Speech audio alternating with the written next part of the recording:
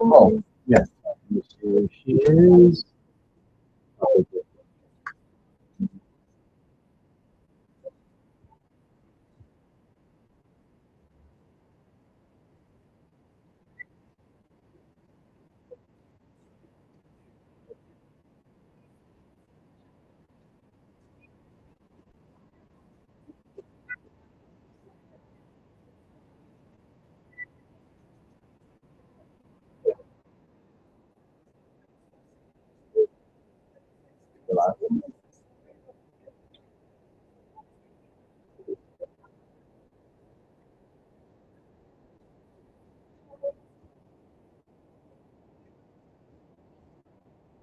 Yeah.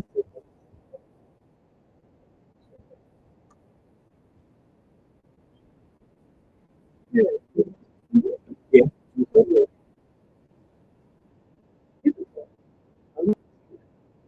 That's it.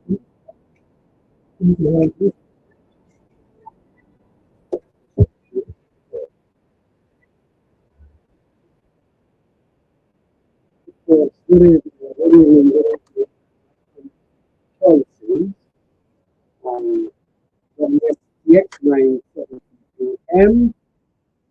I am your senior host, if I may put it that way, Bapo, also known as Norman John Baptiste.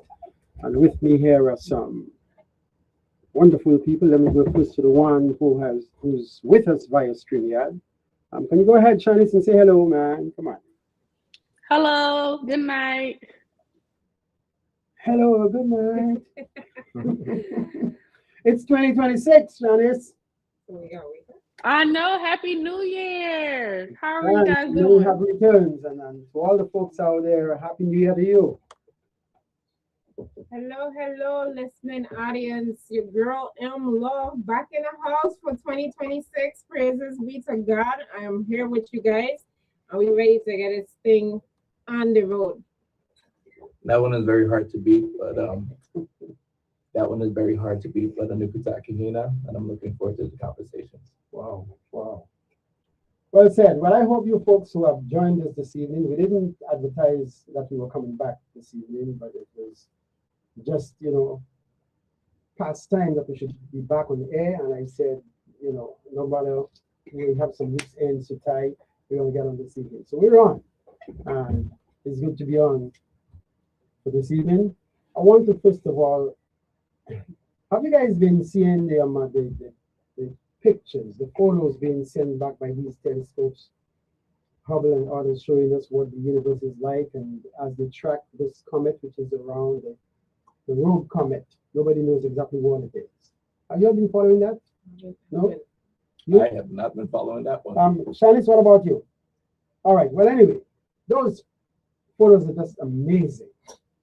I mean, when you see the splendor of the universe out there, it is such an awesome, breathtaking scene to see the interaction of elements within the galaxy, etc.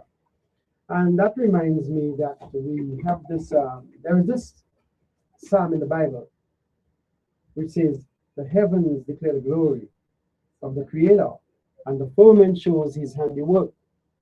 Day unto day utters speech, and night unto night shows knowledge. There is no speech nor language where their voice is not heard. The line is gone out through all the earth, and the words to the end of the world.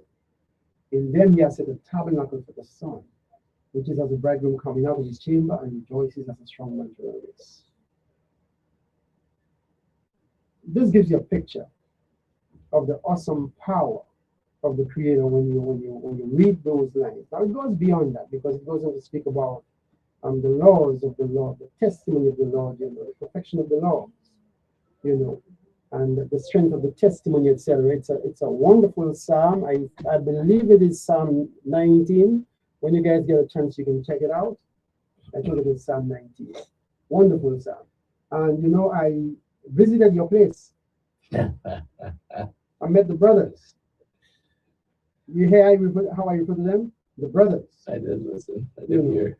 Regardless of skin color and all of that, I call them brothers. And I picked up the book that was there. I think it's called the Book of Mormon. Yes. Different from the Bible that I've been reading. And I found it interesting. I need to take a closer look. Hopefully, those brothers and I, we can connect and have some beautiful discourse in terms of, this awesome life that we live, all the parameters that we're seeing, and the different takes that people have, the diverse religious beliefs, if I may put it that way. But the long and short of it is that I believe humanity in general recognizes that there is a source, there is a giver and sustainer of life, there is a supreme mind, a supreme being, and that we owe obeisance unto that being. We need to look forward to see how he gives his directives, because we understand that that being is omnipresent. He's omniscient, he's omnipotent, and all of that.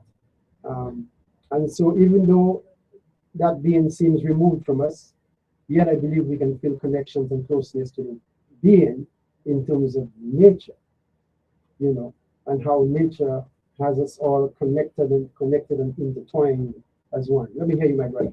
Well, first off, I was very respectful. When it comes to religion, I'm a person who believes that all religions deserve respect, especially when the person is a genuine person. I look more at the heart, because in every religion, there are people who abuse it and take advantage of others. So I don't look at just one individual. I look at it kind of in a whole. And I pay more attention to the principles religion stands on. There's pretty much something in every religion I dislike, and there's certain things I love. And one of the things I try not to do is judge other people's beliefs. Even though we're all humans, we're gonna have moments of weakness where we do judge, but we should acknowledge it and at least have those respectful conversations and grow together, even in disagreement. Because I really do find that a lot of people want to have an opinion, and when they have an opposing viewpoint approach them, instead of keeping that respect, they meet it with hate.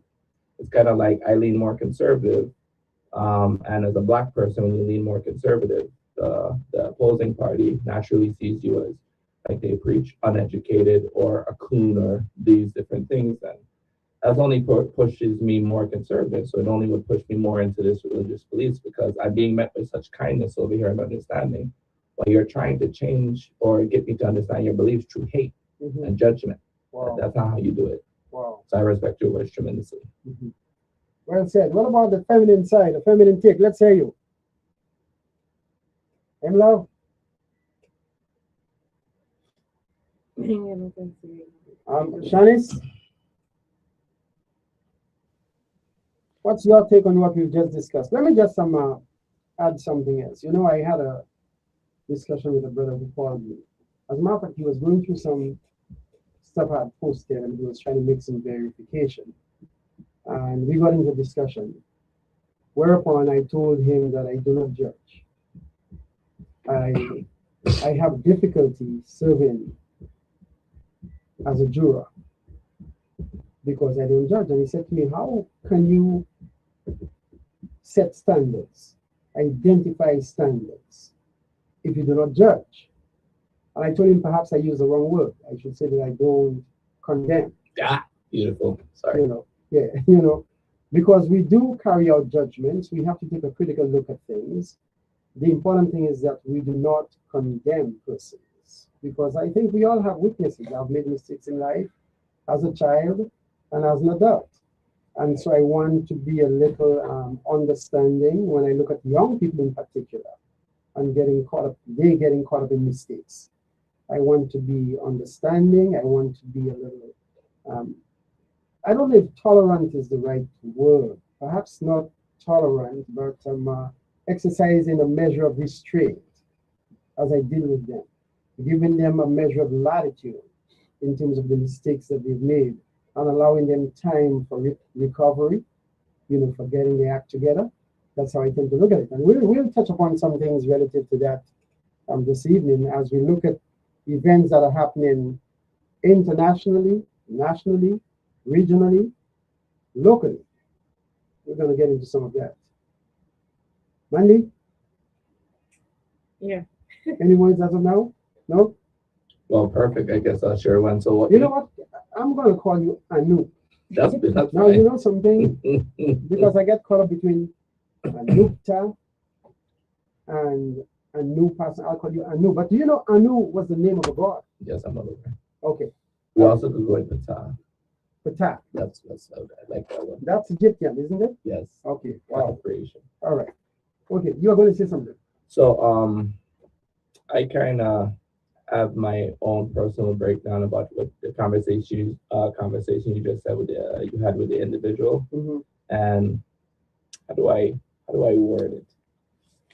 Give me like we all judge. That's something we all do. But when you mention you don't condemn, I took my time and I said, is sharing guidance or helping someone become better really judgment? Because everyone loves to use that saying. Of course, when it benefits them, they'll use that phrase.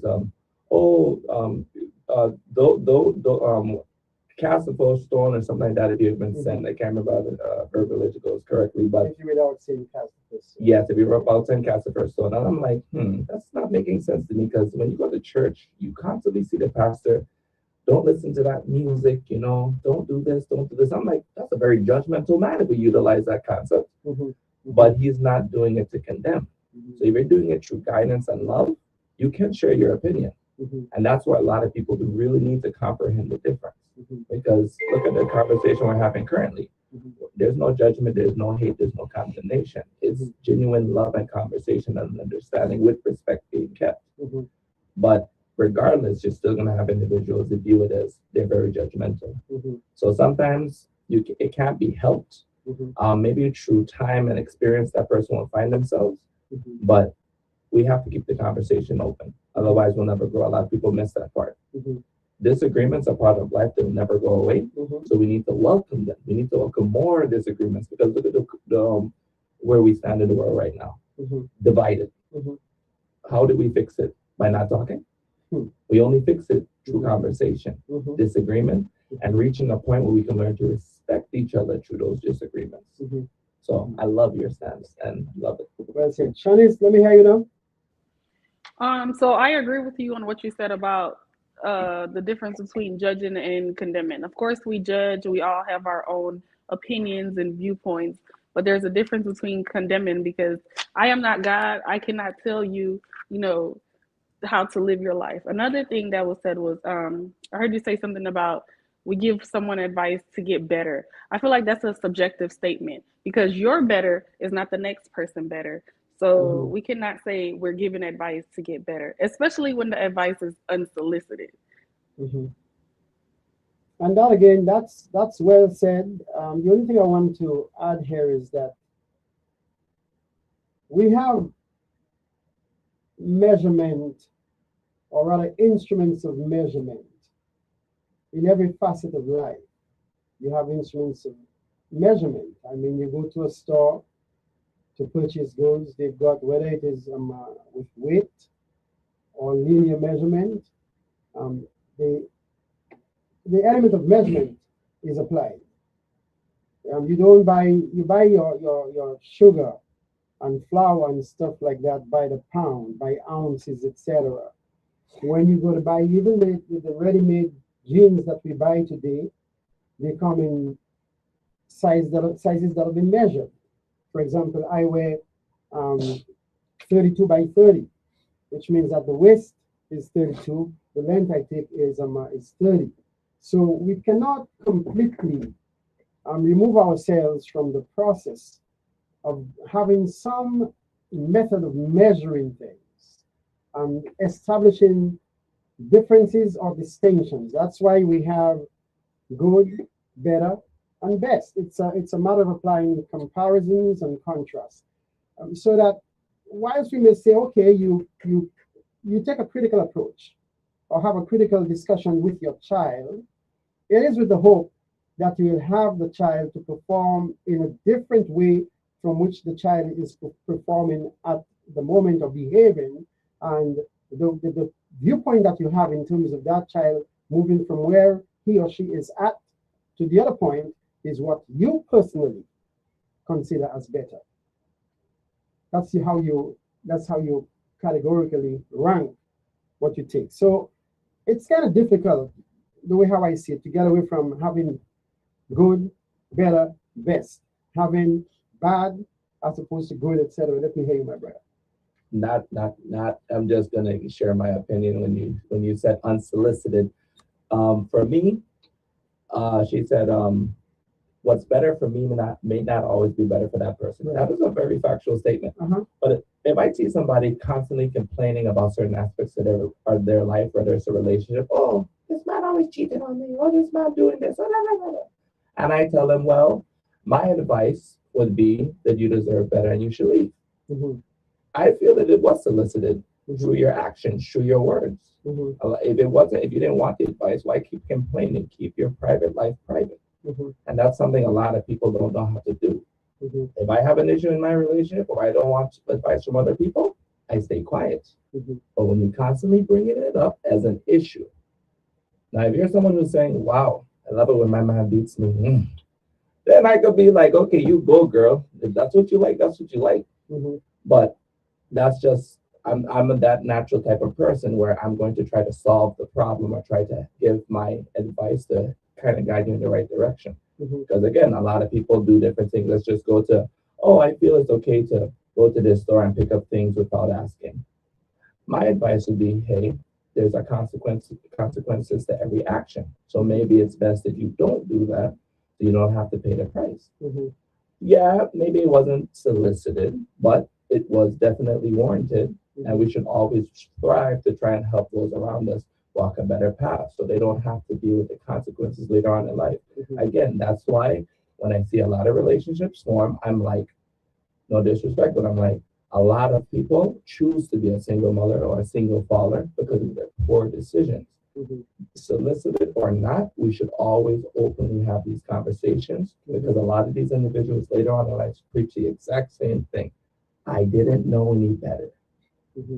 Well, now I'm helping you learn. Since you didn't know any better, since a lot of the people in your circle didn't want to solicit proper advice and guidance, let me help you, solicited or not, in the most respectful, non-judgmental, non-condemning way. That's my thoughts. I want you ladies to come in, but before you come in, I want to just say one thing. I try to guide people, advise them in terms of relationships, interactions, to avoid hypocrisy as much as possible. And I want to get into hypocrisy a bit, but let me hear what you have to say in terms of what we've mentioned, what we touched upon for the night. Shanice, let me hear what you have to say. All right, so I do. Yes, I'm here. Can you hear me? Why is she? Go ahead. Oh, so a lot of what you guys were saying is based on a moral compass, which in general is typically based on religion. So that varies. You know, people moral compasses vary depending on what religion they subscribe to, and that whole measuring things, you know, like I said, is mostly based on your religion. Go ahead, Shanice. Can you hear me now? I think I can. Go ahead. All right. So I just wanted to say that measuring things the way that you were saying, you know, what's good, what's bad, is mostly based on religion. And that whole moral compass of who decide, you know, what's good, what's bad, what's evil, that's mostly based on religion. And so that can vary, which again, meaning that it's subjective depending on what religion you subscribe to. All right. Let me just say, Andy, you have something you want I got nothing to say, but I just choosing to I want you to comment before Mandy comes in. Let me just say this here. You know, and religion is really meant to be a guide for a people. It doesn't matter whether it is among the Indians in the Amazon who have their religious practices so as to guide them in life in terms of how to live life in a harmonious, meaningful way with the other people around them, because human beings live in societies. And if you're going to live in society, you must abide by the rules and regulations that have been used to set up society. It doesn't mean that it's cast in a stone of perfection, because we are human beings. We are subject to making mistakes. If you notice what Judeo-Christianity says to you, before you check out the speck that is in a brother's eye or sister's eye, please try to remove the beam which is in your eye. You know, before you want to complain about my backyard, then how about cleaning up your front yard? And that's where hypocrisy comes in. I've heard young people in particular, young females. When you hear young females referring to another female as a sket, you hear? And they like to talk about mistakes that a particular young female has made. She's a high school student in the 11th grade. She becomes pregnant. And all of a sudden now all the eyes and the fingers are pointing at her, like she's done something unpardonable, you know. But the very young females who are criticizing her, they're engaging in the same activities that she has engaged in. It's just that either they're lucky not to have been caught, they're practicing certain safe, you know, approaches, and hence they do not become pregnant. They're doing all of the don'ts that have been prescribed. They're actually doing, you know, what they say that you shouldn't do. They're doing it just like the other young female, but she got caught. And they have the audacity to look at her and call her sket and denigrate her, etc. I'm saying we need to put a pause on these things. Check ourselves. Let's try not to be hypocritical in terms of how we view people and analyze their behaviors, and with a view towards condemnation. We're only human, so that's never going to go away. I think we can all agree on that. Yeah. And it's a lot easier to kind of take the attention and heat off of yourself and put it on someone else. Mm-hmm. Makes it a lot easier to continue doing what you're doing with the corruption. Mm-hmm. You know, put the heat on somebody else so I can continue to work under the shadows. Mm-hmm. But I'm a victim of, not a victim, I'm a perpetrator and a victim of both. It's because I've kind of done it to other people. I'm not going to lie. Then my product, of course not. But I acknowledge my fault because, technically speaking, I could have easily been a single father at this point because, you know, I'm not innocent. But like you said, I was lucky. Mm-hmm. So through my experience, now I just want to help the younger generation as much as possible, mm-hmm. so they don't have to be lucky. They could be smart. Right. Hopefully they'd be better than I ever could be. Mm-hmm. That goes for women or men. And if we don't continue to have these conversations and help guide them without condemning them, I'm sorry to say it, it's only going to continue to get worse. Mm-hmm. The younger generation needs guidance. Even some of the older generation needs guidance because they continue to fall into this narrative of you must go through it to learn from it. Mm-hmm. That's what very challenged individuals do. Mm-hmm. That makes no sense to me.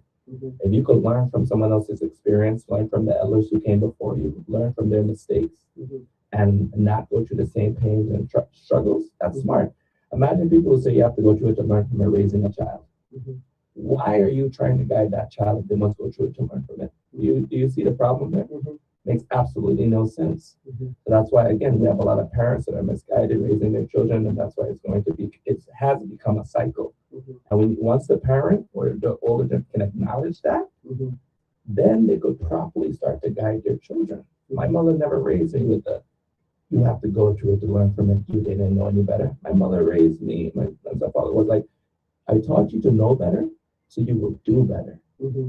So that's how come never cheated, no relationship, never raised my hand to no woman, never stole, no criminal record, nothing. Because I understand the consequence behind it, because it was instilled in me, because I chose to listen instead of believing I knew better and having life humble me. So that's just my thought. I want to discuss something which happened locally recently and the reactions that have come from that. But before we go there, I want to just indicate to those viewing, those listening, and us in this panel that life consists of tragic elements and elements of comedy. The tragic is what has us mourning. The comedy is what brings laughter. We have progressed, we've made advances, we have changed in terms of attitudes and behavior. When I was growing up as a child, if a person died in the family, people used to wear black or gray, especially women, dresses, and they would mourn the death of that person for about 6 months, sometimes even a year. Death is met with a different approach today. I'm sure most of us have experienced that. We do not approach death today as we did in times past. As a consequence, of the changes that we go through, if I don't want to use the word evolution, but the changes, the progression that we've made. There was a time when persons were born with certain inabilities. We refer to them as being retarded. We refer to them as being handicapped. We even made fun of these things, even in plays where I acted in school. Sometimes I have acted as a girl in a play. And we've had persons who acted like the gentleman who's old, walking with a walking stick. And so you're imitating the movement of an older person who is, just about ready to exhale. And then we played the role of persons we saw like they were retarded, and we would act retarded, and it was all fun to everyone involved. That has changed. We're being asked to be sensitive to those persons. Let's say disabled, handicapped. Okay. Don't call them retarded. Right. Choose the words carefully, because we have to be sensitive to their particular cases. Yes. And I am all for that. Now, we had a case here in the Virgin Islands recently, which I want to see what's your reaction, your views to that. A tourist visiting us entered the waters, got into an accident with a shark, and she lost an arm, and besides losing her arm, I think because of extensive loss of blood, she lost her life, because it was quite a distance from where the incident occurred to getting her to shore, and then after stabilizing her to getting her to the hospital. Unfortunately, she passed away. And majority of Virgin Islanders, majority of persons who read the story from other quarters, extended condolences to the family. And I want to extend publicly, I want to extend condolences to the family and friends of that victim of the shark attack.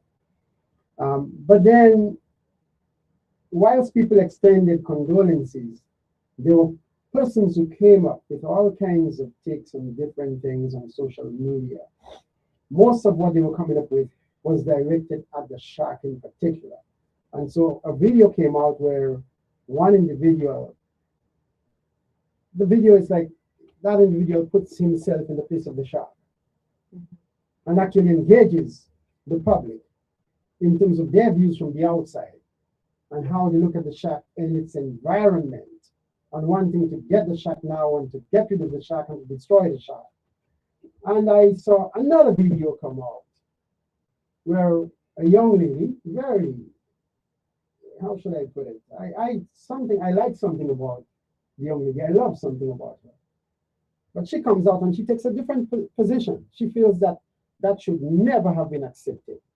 What this guy coming up with this shark thing. And that it reflects a lack of sensitivity, and that we shouldn't do that. And she had people who supported her on that. And so I would like to hear your reaction to this scenario. And if you think the guy who presented the shark's point of view is wrong and is being insensitive, or is it that, well, he just quickly reacted to the incident and put out that they're using social media implements and what have you without taking time to consider, well, perhaps I was mistaken. I don't know. Let me hear what you guys have to say. Everybody wants to be a social media content creator right now. So, he just did his thing. He ain't thinking of the sensitivity to the nature of the victim and the victim family. He just decided to go on his own little coverage thing for views based off on the shark incident. He ain't looking at the fatal tragedy that occurred with it, So he was busy saying how nobody ain't gonna come and mess with me if y'all come in this water, blah blah blah, whatever the case may be. Life is like a seesaw. There were people, he had like numerous views on that video. Thousands. You understand? People gonna look at funny stuff. Then there gonna be people who gonna be insensitive and feel like he shouldn't have done that, I guess, because of the nature of the accident. People feel a certain way. I saw the video with the young man, and I saw the video with the young lady who is upset about how that young man made the video. Now, for me, I'm saddened by what happened to, rest in peace, Arlene Lillis. It could happen to anybody. I mean, sometimes now I look at life, sometimes I just say, damn, when my son came running with the phone to tell me, oh, a lady, shock attack a lady. I was like, what? Like, you ain't hear this in how many years to occurrence in Korea. I said, wow. So then I didn't know she had passed at the time, and then I was into the story. I went on Consortium and I saw, I don't go on that vlog like that. I'm gonna be honest, I don't like it, but that's a different story. I read and I saw that she passed away. I said, wow, this is absolutely crazy. I thought her husband was here with her, but he wasn't. He was the next of kin to get the tragic news. So in other words, what you're saying is that the young man who created the shock video, there was no disrespect on his part. In other words, there was no intent to disrespect or to minimize the impact of what happened to that. I don't feel like he was thinking of it in that situation. Right. He just made content for fun on the sharks' behalf. Like, you know, sharks are in the water. They've been in the waters. Right. Nothing has occurred up to this point that this tragic accident happened. So, all right, I got that. My brother, let me hear you. First off, we're all human, so I could understand the humor in all of it because I watched the video. Thought it was absolutely hilarious. But there's a time and a place for everything. He was absolutely wrong to make the video. Hilarious video. If he somehow hears this, hilarious. But time and a place, and with that being the case, it was very insensitive. And this is another problem I have with people. If it was him or his family member, it would have been different. That's the only time people seem to really care or want to defend certain situations, when it's someone they love, a popular person in the Virgin Islands. That would have been one of our celebrities in the Virgin Islands. Everybody would have been like, oh, and let me have made that shark video. I would have had some pressure on top of me in a heartbeat. But because it's some young lady from the States, nobody here really knows, it was the perfect opportunity they felt to make a joke out of it. It was awful, honestly. And they should feel a heavy level of shame, and maybe even not just apologize. It's fine to admit your faults and just apologize. Give the family the respect they deserve. Because again, if it was your loved one, you wouldn't be laughing. You would take that very, very seriously. So it's hypocrisy. It's a childish behavior, and he needs to grow up and mature. Simple. I don't even think the young man is currently residing here in St. Clair, as a matter of fact. But he's leaving. He's crucial. Before I say my piece on that, Shanice, let me hear you. Two things can be right. So, of course, the shark is in its natural environment, is doing its thing. It's just living life the way that it knows how to live. But it's also a tragic event that took place. So, you know, that's a tough situation, because at the end of the day, people are entitled to their opinion. Now, is that right? No. Is it wrong? Maybe. But again, people, in this situation, right or wrong, let's focus on the situation. Is this situation with what took place right or wrong? With the shot. No, making the video, considering someone died. That's why I brought it up. If it's your family or someone you love, you would not find it funny. So with that being the case, Is what he did right or wrong? Well, we go back to what Shani said earlier in terms of good, better, and best. And so we maybe it's not a matter of whether it was right or wrong, but it was inappropriate. There we go. Thank you. You know. So let me, I just want to chime in. I don't know if anybody from DPNR or Marina Fish Life or whoever is listening, but are there going to be measures put in place now since this tragic accident took place? You know what I'm saying? Because like, y'all waiting for a local now to get bite. I mean, yes, people been saying, oh yeah, I saw the sharks. There was be out by Rainbow Beach. I saw them. There was be out by Dosh. Now everybody talking about how the sharks are there. They've been there for years. I have seen the sharks in the area. I thought they were dolphins at the time. And my wife said they were sharks because my wife grew up in the area as a child. And so they used to see the sharks there early in the evening hours and sometimes in the morning. But again, when I first came to the Virgin Islands, they used to have lifeguards posted at the beaches. You know, they had the tall chair in which they would sit, and especially during the summer when the children would be at the beaches. I don't see that anymore. Mm-mm. And I am not too sure if they ever had that in the Virgin Islands, but I know there are certain islands where they've had like a shark net.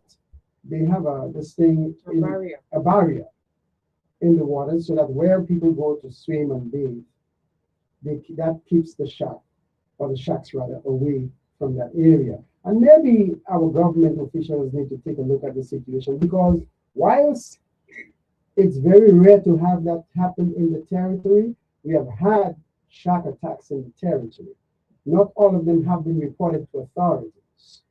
You know, there are persons who have been, at least one person I know who was bitten by a shark, assisted by friends because they were out spearfishing. And when they brought him to shore, he decided he wasn't going to the hospital. He said had he gone to the hospital, he might have lost the leg.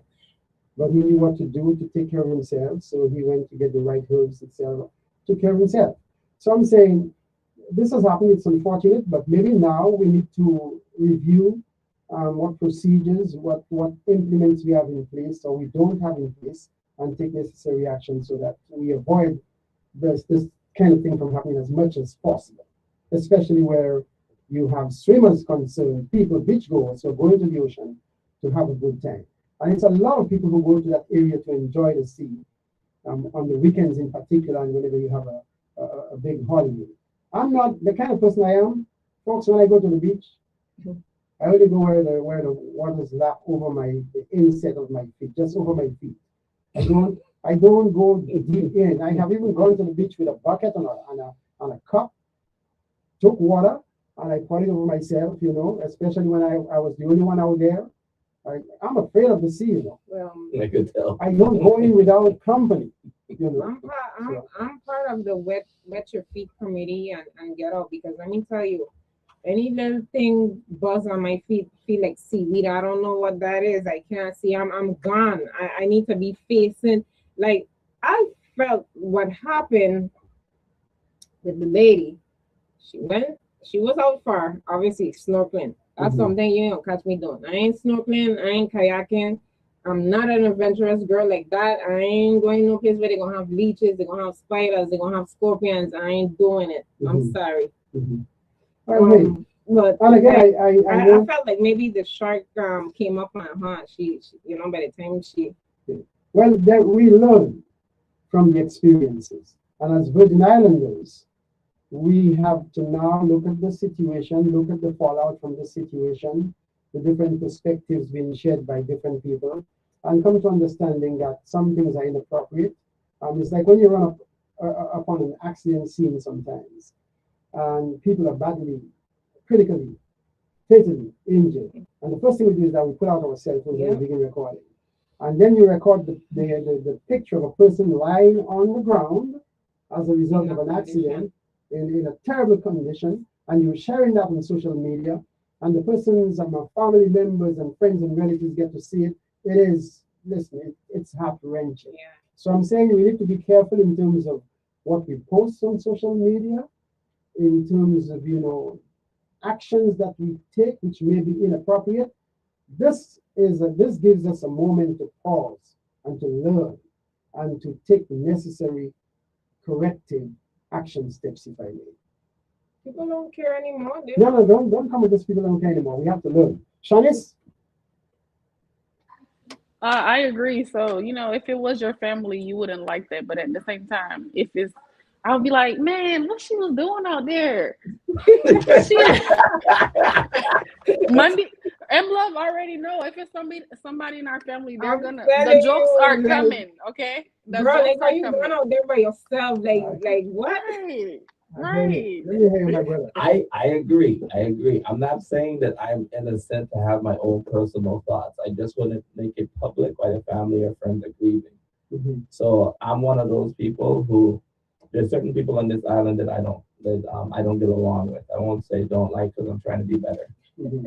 But sometimes bad things happen to them. I won't call a name for a person I really couldn't stand it. Things happen. And when it happened, I was like, oh yes. Oh no.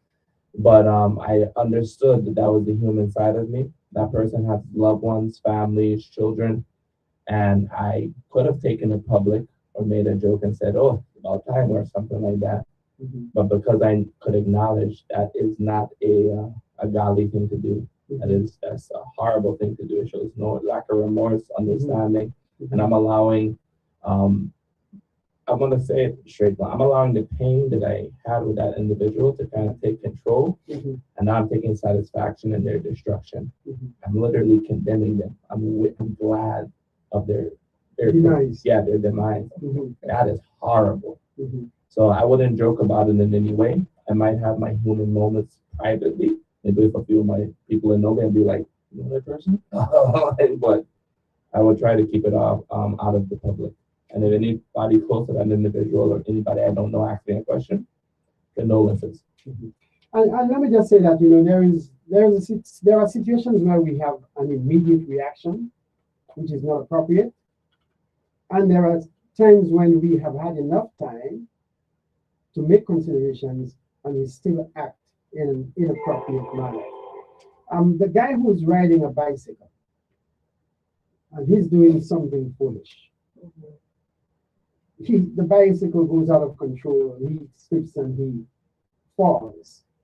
Our immediate reaction is to laugh. But then you notice that the guy is critically injured.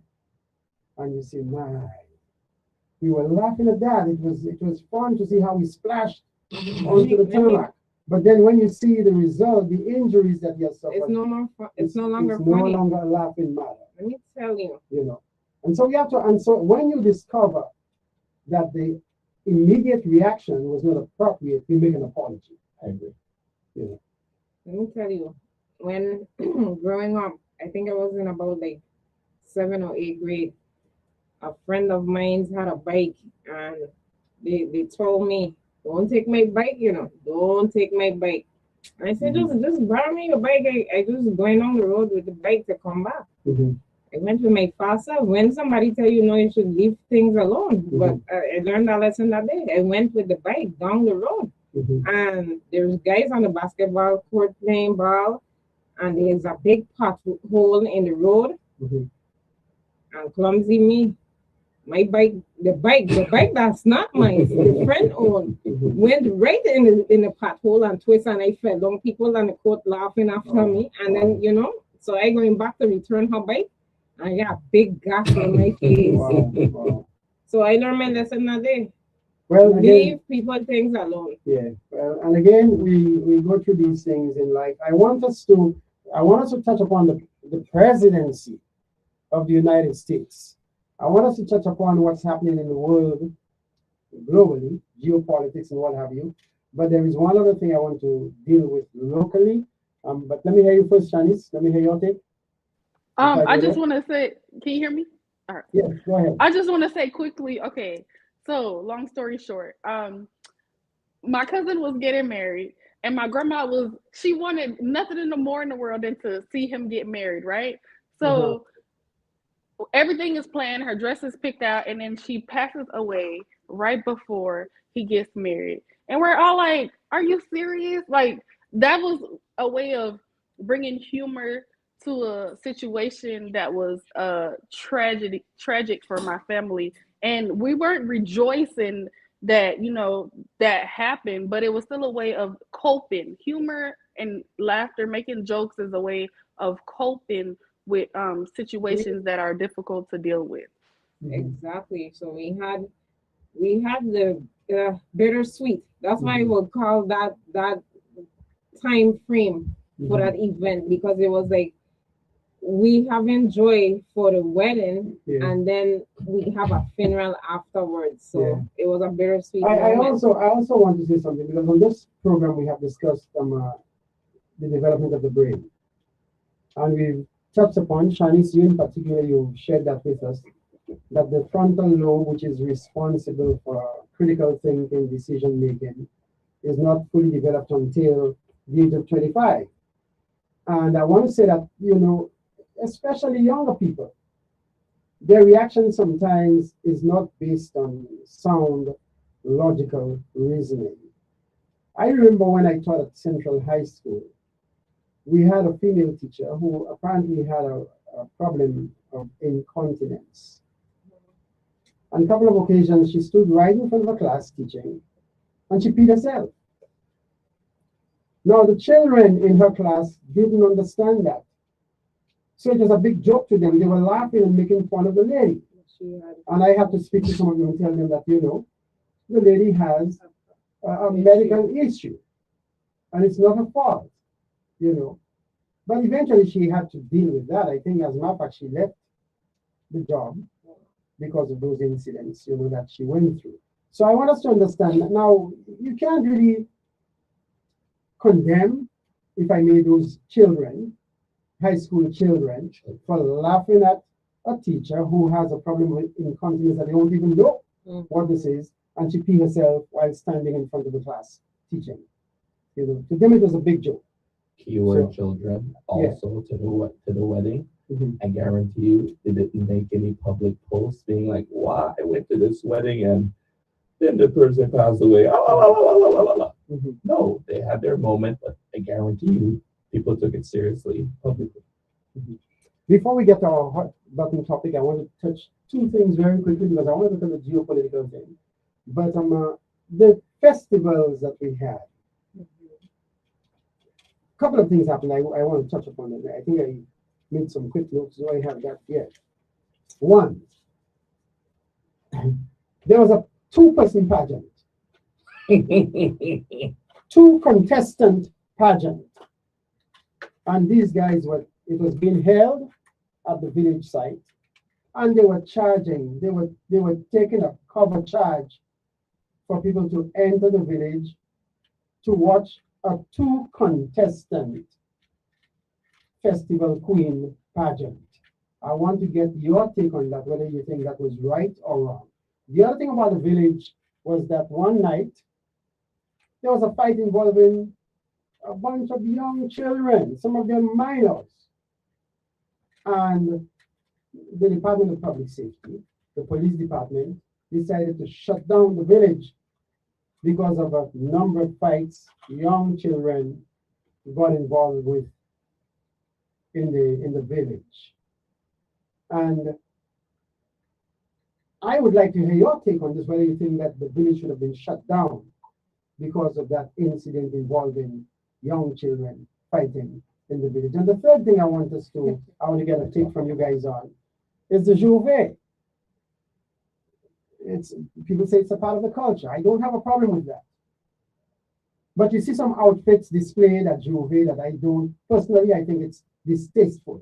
I'm not saying it's wrong or right, it is distasteful.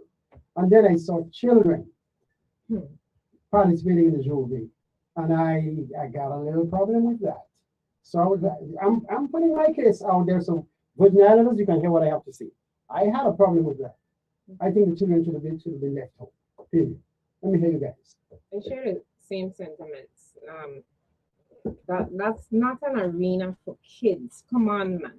I mean, why would you put them out of the house at what time they go out there? 4 o'clock, 5 o'clock? I don't know. I don't attend Juve. I've never attended Juve here on St. Croix a day in my life, and I won't go down there. It's not your cup of tea. It's not. I don't need to be walking in the streets and I'm walking up doing what? That's not my style. I ain't knocking out who like it, the pang, whatever. Don't get me wrong, I like soca, but I wouldn't be caught out there leaving my sweet bed for that type of arena. Mm-hmm. But the kids definitely should be home one, because if something has to occur down there and people have to be scattering in the streets, why the kids out there? Why? Mm-hmm. You understand? You're putting them in an endangerment. You yourself out there, you don't even know what you could expect happening. And then you're gonna bring your kids out there for that mess. So what happened? You ain't got a babysitter, so you just decide, you know what? Since I got no babysitter, the child's gonna be out there with me. Mm-hmm. On the frontal lobe, where is it? Yeah, that's for the adults. Your take on the fights on the cover charge?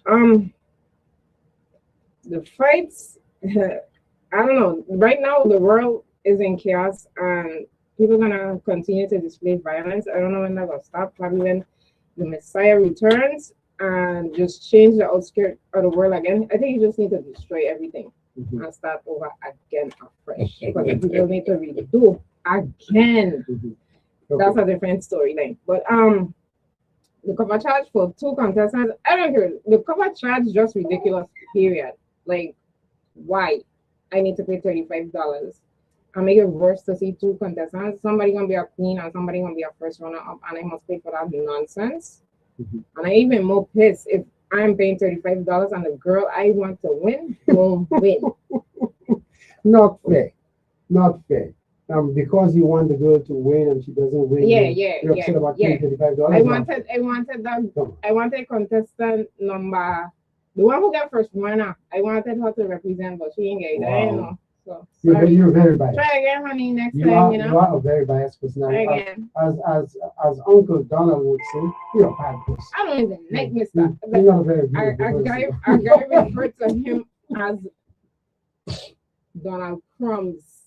I don't even like Mr. Crumbs. And Mr. Crumbs, I don't know if you happen to come across our choices program. You're a very bad person. I said what I said. You're a very bad person. And I think you need to be stopped. You're a bad person. We need to put you out of the room. I said what I said because right now he has the world worse than his. We go into that. Anu, let me hear you. First off, when it comes to the cover charge, the Virgin Islands is broke, so they're trying to squeeze any little money out of the people they can to continue to pay these government employees and keep the system alive. It's just the truth. Whatever they can squeeze out to people, increasing taxes, but they never want to take any cuts. They don't even want minimum wage to go up, but they keep on continuing to raise the higher ups salaries, which should tell us all we need to know. They're going to run us into the ground. But again, any money they can squeeze, they're going to get. When they should make it free so they could gain more attention and notoriety, so that they could actually have more than 1 contestant. If I recall last time, that was 2. Once next year, we're going to have back to 1. Wait, you say we had 1 contestant one day? There was 1 contestant. Is that the one where they just gave her the crown? Love the young lady. She's an amazing young lady. But again, they have 1 contestant. I didn't even know about that one. That's even ridiculous. Yeah, you have nothing to compete against. You just won free hand. Wow. So I was like, wow, this is what we come to. Yeah, that's what. And also the committee, they're doing a horrible job. I I guess so, I because think why the girls not coming out? That's where the fault lies. It lies with the committee. Yes. Horrible. Maybe they need to get some different people. Change up the leadership a little bit and put people there who actually have a drive to actually make it work. Like one person I really want to give a shout out to is Jason Gardner. He watched his kids rock concert and what he puts together. Like the man has a love for his pageantry.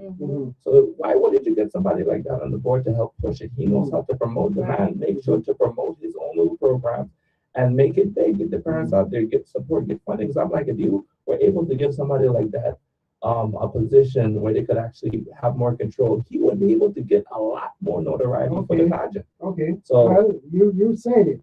So hopefully they'll hear it. Yeah, I think like that's just I just watch actions speak louder than words. So I just see what he's able to put together, and I'm just like, I'm not really a pageant person, but I'm just like, wow, Yeah. Imagine what somebody like that could do. Yeah.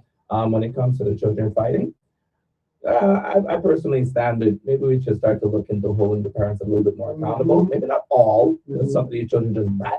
Thank They you. just bad. Yeah. They Yeah. don't hold the parents about, don't To hold some the degree. good parents Yes, accountable exactly. for the bad, Yeah. the bad jobs. Are they bad or misguided?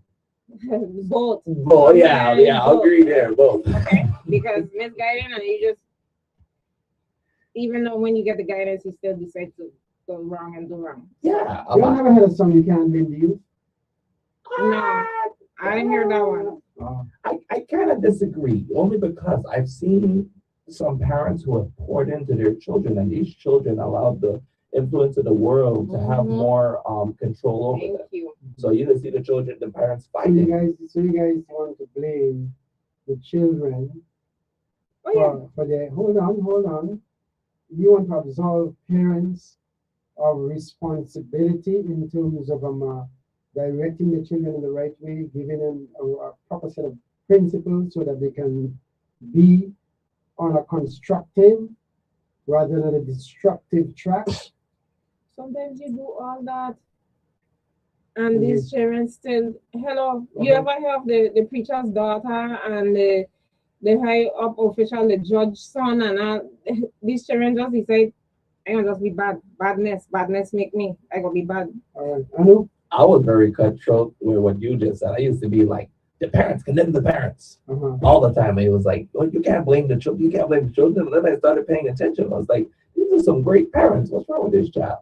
The influence is strong. You took away punishment in the schools. The students don't have no respect for the principals, the teachers, the monitors.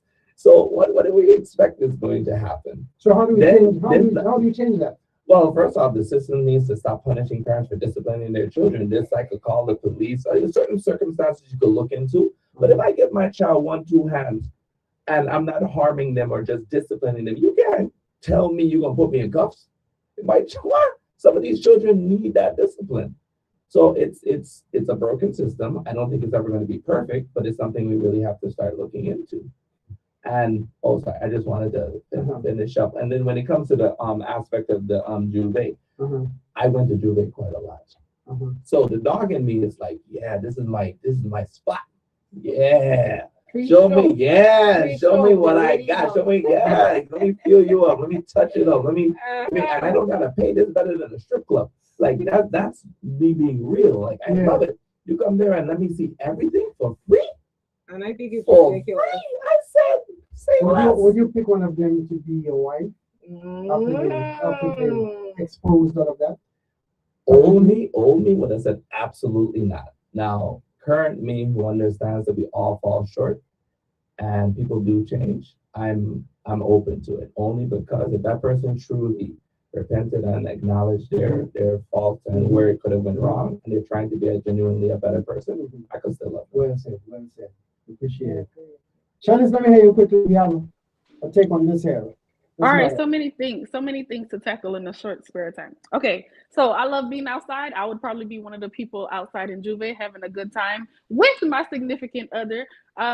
We would share that together. Some places I do take my kids, of course, not to Juve because it's in the middle of the night, but it's at the end of the day, it's culture, and I'm what is considered a naked mom. So my kids see me, naked all the time, so there's nothing that goes on in their mind when they see another naked person. It's just natural. It's just a naked person walking down the street. How old are you? My son is 9 and my daughter is 4. I probably wouldn't take them to Juve again because it's in the middle of it's early morning and they would be sleeping.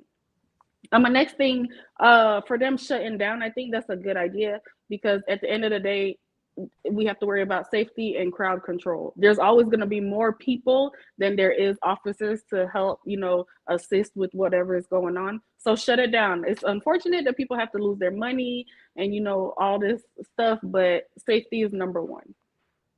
And then for how children behave, yes, we should definitely inconvenience the parents. I'm not saying throw them in jail, but they should have to pay a fine of some sort. And the kids should also suffer consequences because if mommy is always paying the fine and you're getting off and you don't have any consequences, what's to stop you from doing it again?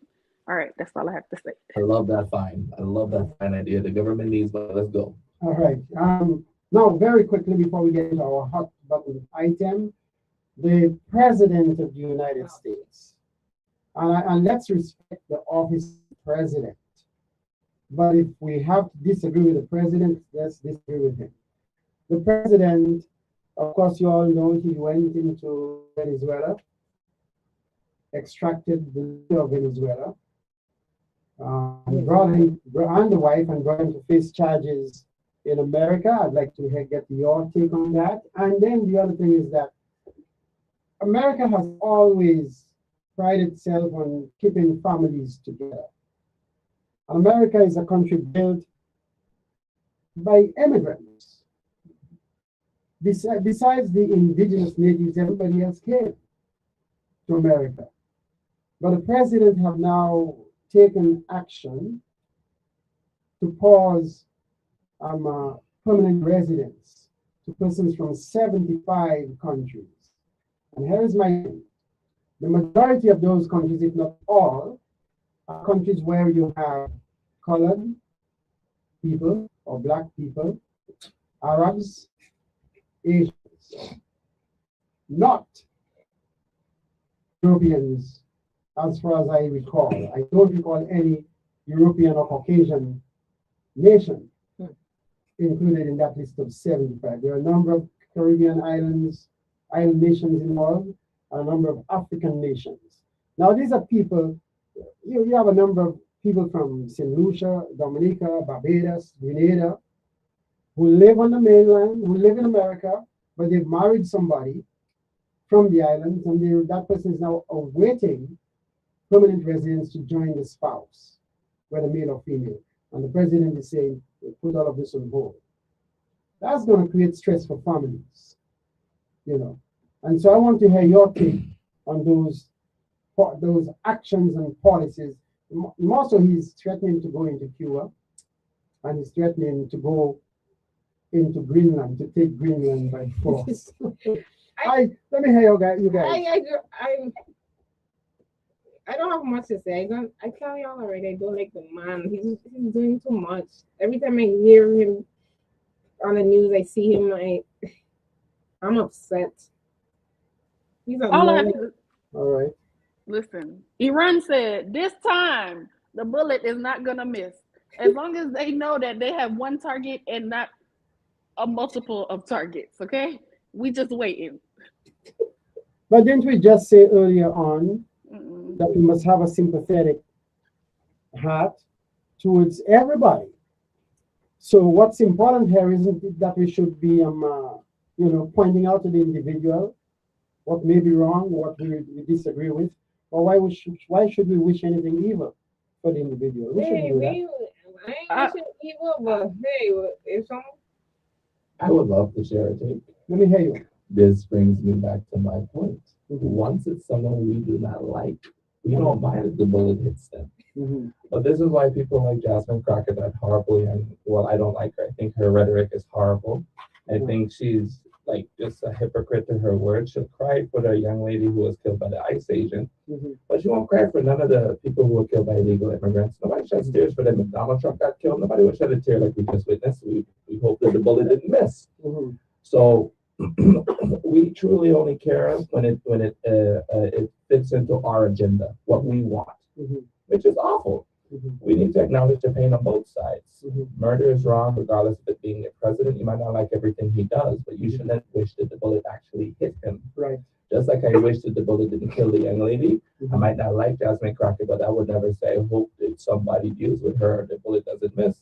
I do not like her, I cannot stand her, but I wish her a long life. I hope she never sees office. We could wish she doesn't see office. We could wish him out. But we shouldn't wish death upon anybody. Me personally, when it comes to freezing immigration, I might not agree with it in the whole, but I agree with it to some degree. You have a lot of individuals that come here, they have no respect for the land, they have no respect for the rules of the land, the people who are here, the born citizens who are here. If I go to your home, your country, I follow your rules. Do they understand that every country has immigration laws? So how is it that you come here and you want to dictate our immigration laws? But if I go there, I cannot dictate your immigration laws. In some countries, I cannot even get citizenship there without going through a long process. But you want to break into the country, come here, and then store things up out here protesting. You don't belong here if you want to really think about it. You didn't come in the front door. You follow the rules or you get out. So people might not like it. It's mostly people that are not born here or from here, or they have more interest in the place their parents were born and stuff like that. They just want it to benefit their people, not the American people, not the American born people. That right there shows me a bias. Because again, if it was their home and the same thing was going on, they would be like, I don't want my home to change. I don't want this to happen. So don't come here with that. If you come here, appreciate the land, appreciate the people, respect the people, and respect the rules of the land. Otherwise, I would say get out and go home. So now that it's paused, I thought everybody hated America. I thought there was so much better places to go. Shouldn't people be happy? You can now leave and never come back. So you should be happy. Very interesting. I think there's a misconception with that. The problem is not that people aren't following the rules. It's the way that they are going about it. The president is moving illegally and everyone is afraid to take a stand against him. That's the problem. The problem is not illegal aliens, having to get deported and stuff. The problem is the way that they are going in, the way that ICE is moving, the way that they are breaking into homes, the way that they are acting illegally. That's where the problem lies. And I feel like that's a misconception that people have. Do you like Obama? Do you like Obama? No, I will preference this by saying no one is perfect. Just like everything else, he has good actions and bad actions. However, with this current president that's in office, there's more negative than there is positive.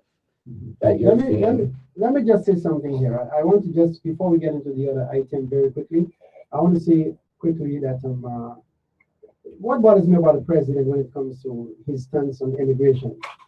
He's married to a foreign-born individual right now. He was married to another one prior to that, and I understand that his roots go back to Germany. So his grandparents, I think, migrated from Germany. So I have a little problem with him not being sensitive to immigrants' position when you look at who he's been involved with and where his family line goes back to. But I want to say he's not the only one. We have a Haitian American senator in Florida right now who's moving legislation that will adversely impact undocumented migrants in America.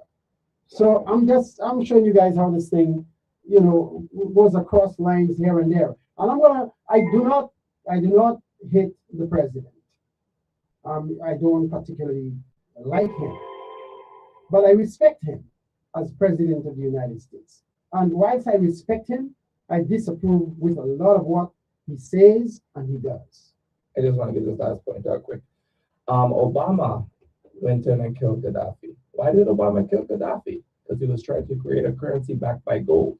Nobody panicked. Nobody went and protested. Oh, Obama did this. Obama did. People are very hypocritical. Just because they have a high level of hatred for Trump, Obama was harsh on immigration, very harsh on immigration if you followed Obama's patterns. So let's not make it seem like it was only Trump. Obama did the same thing in a lot of ways. Obama was just a polished politician. Trump is a businessman with no type of censor. So he just says it how it is. But Obama was very harsh on immigration, locked people up in cages, separated families, and again, went in and killed Gaddafi and Osama bin Laden and bragged about it on the TV. So him going into Venezuela and removing a dictator, and then people are going off, oh my God, free Maduro. It just reminds me how hypocritical people are. People don't even know their facts. Let me just say that, and there is so much I can say about that because a lot of Venezuelans seem to approve of what he did. Thank you. In the case of Obama and the Gaddafi situation, let me just say this. I had personal friends, mentors, who had close relationships with Gaddafi. And so I happen to know a lot in terms of what Gaddafi did in Libya, the literacy rate, what he did for his people. So I did not exactly support. In fact, I did not support what was done to Gaddafi. I didn't like it either, And so let me just say that President Obama hasn't shown me as an African American what he did to better the status, the situation, the condition of blacks in America. I have not really seen it. As a matter of fact, the only thing you hear people talk about today is Obamacare. Nothing else. That's what's on the table right now. That's what's being resisted and opposed by many right now. But apart from that, what did he really do to better the lot of African Americans? I have not seen. He was the first black president. I have not. We're gonna come back. Let me just let's cut into our hot button item very quickly and see if we might have to come back to it. But here is it.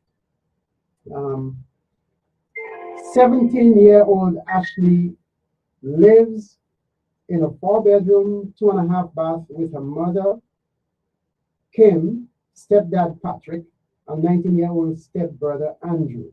The family have been living together for the past 3 years since Kim married Patrick and moved in with him. Kim had taken time to explain to Ashley the do's and don'ts of stepdad and stepdaughter relationships, but failed to outline the boundaries of step-siblings relationships. Recently, Ashley's stepbrother Andrew seems to be hitting on her to the point where he has entered the bathroom whilst Ashley was taking a shower. When Ashley expressed disapproval, Andrew asked her, "What's the big deal? And isn't a stepbrother the best person to get a close-up peek at the nearby garden?" Ashley does not feel good about the unfolding situation, but does not want to be the cause of a potential unsettling of her mom's marriage. She is confused and doesn't know what to do. 1. What are some initial red flags, if any? 2. What options should Ashley exercise in this situation? 3.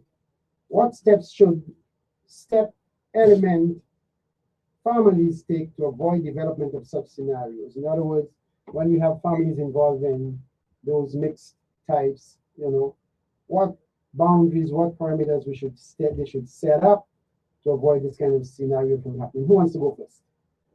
I guess I will. So there was a recent cruise ship incident that happened basically just exactly like that. The young man had an infatuation of the daughter of his stepsister, and he ended up in a situation allegedly killing her. And wrapping her up in a sheet in the cruise ship in their bedroom, in their room. So when I see her listed in that situation, I was like, wow. The mother needs to protect her child. They just need to split. It's clearly not a healthy environment, clearly based on his response. That was very creepy, very, very creepy. And the young lady is uncomfortable. So as a parent, protect your child first. But if she doesn't inform her mother of what's happening, you can't hold the mother accountable. She's confused.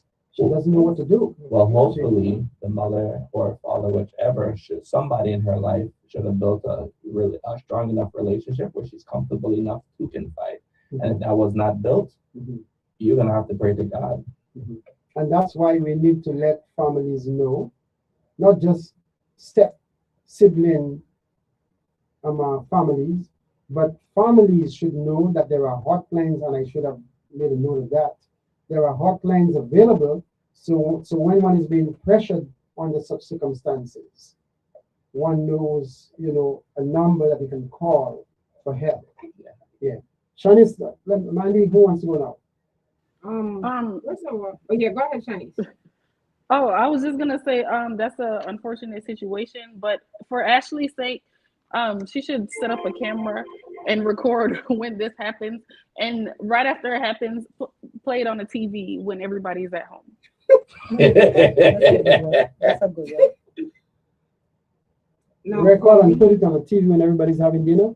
Yeah, so he get exposed. No, for me, When the man already say he has a right to see the garden. Yeah, he got a right to see a black eye too, and a bullet. he's out of pocket, and me, how to be so angry at men. I'm sorry, they may think I'm a feminist, but I would have definitely told my stepbrother off right away. Listen, partner man, next time you're in the bathroom and you see yourself coming in the bathroom doing this foolishness, watch yourself, because you just might not be here anymore. I would have tell him something out of pocket and make he know you right now, you in my personal space. And I don't like when people get in my personal space like that. Mhm.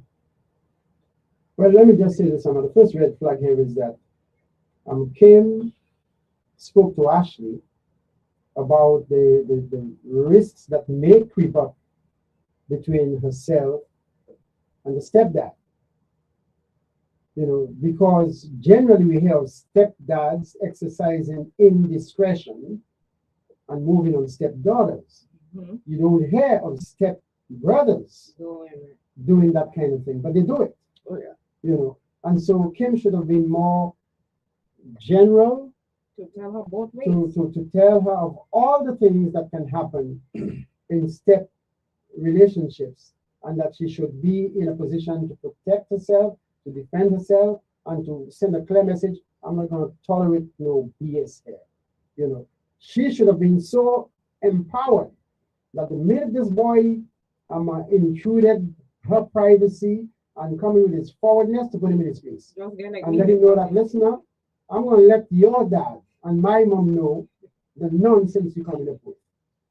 These things have to be established. If it was my son, though, if it was my son, he was out the house, like, because he wouldn't have been in that house if the young lady decided to stay with me and move forward. My son was not gonna be in that house. He just lost all privileges to be there. Because That's pretty harsh. It's pretty harsh, yes, but clearly I went wrong somewhere. The influence was too strong, and I need to put them in some type of military school or something. All right, now, I'm gonna send them away to get now proper I discipline. understand that. I understand that if you're going to send him to military school, you're going to get him counseling. Yeah. But just putting him out of the house. No, not on the street, not on the Oh, street. okay, But okay. I'm definitely going to, Yeah, he needs counseling. yeah, some serious counseling. Yeah, he definitely needs counseling.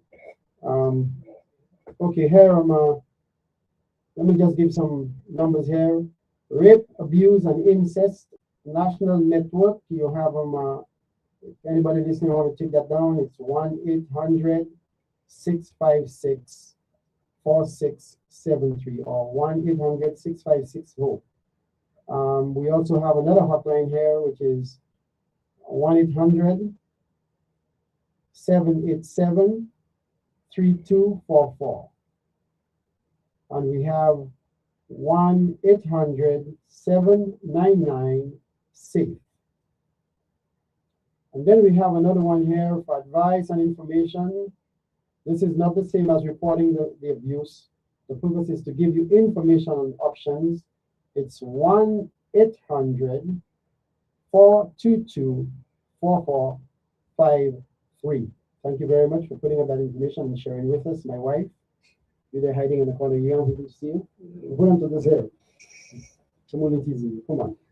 Yes, Shanice, and all of us here, let me just say that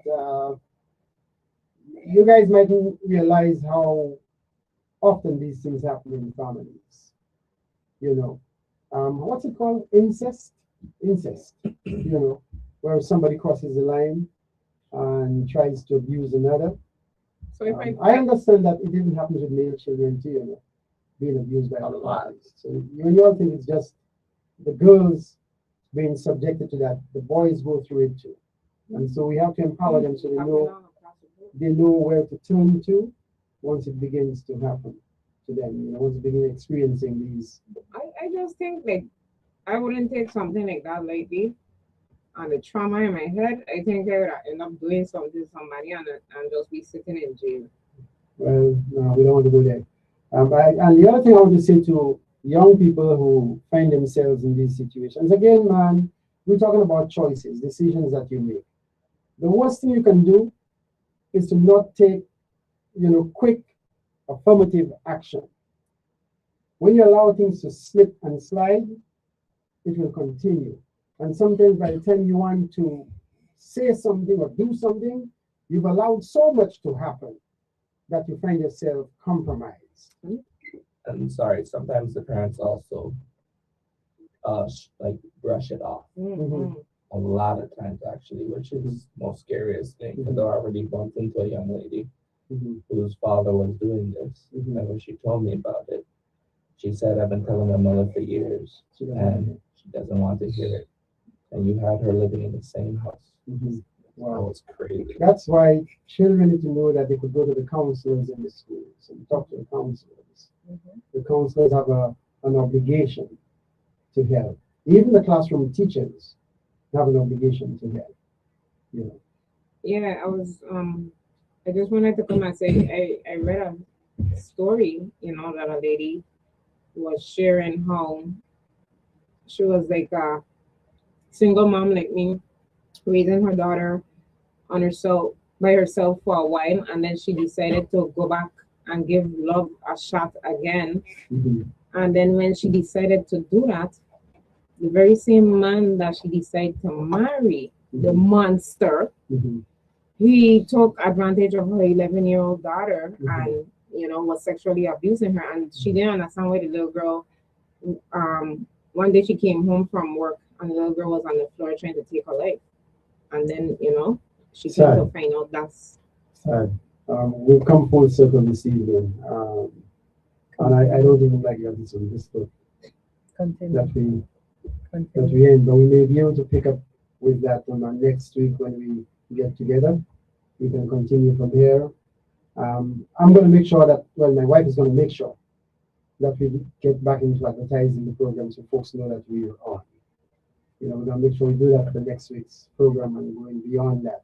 So, folks, let's hope that there are lessons to be learned from these discussions that we have so that we can take better steps, move in a more positive manner in terms of how we interact with each other and we allow others to enter into our personal space. So until that time, we say, be blessed, give thanks and praises unto the Most High, and we'll reconnect next week, same time, same place. Bye. have a good weekend.